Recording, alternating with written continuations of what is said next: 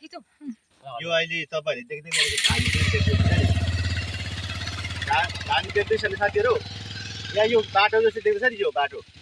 त्यसको उतापट्टि पनि धान छ हैन। तर यो चाहिँ बाटो हैन नि साथीहरु, जो किन्नु भयो होला तपाईहरुले। यहाँ चाहिँ धानको बीच खेतबाट चाहिँ एक हुल हात्ती हिँडेको। के देखाउ त? यो हात्ती हिँडेर चाहिँ बाटो जस्तो देखेको धानको बीचबाट। तर यो यस्तै थियो यहाँ। त्यसरी नै बाघले एउटा डल्लै सिंगै खेत हो।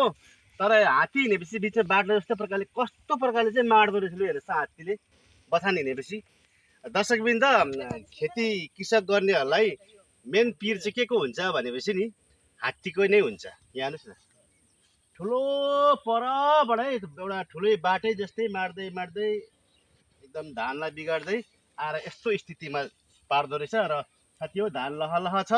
तपाईहरुलाई अलिकति जानकारी थाहा भयो। म फेरि यस्तो भिडियो लिएर आउनेछु। तबसम्म मेरो भिडियो हेर्दै गर्नुहोस्, लाइक शेयर गर्नुहोस्।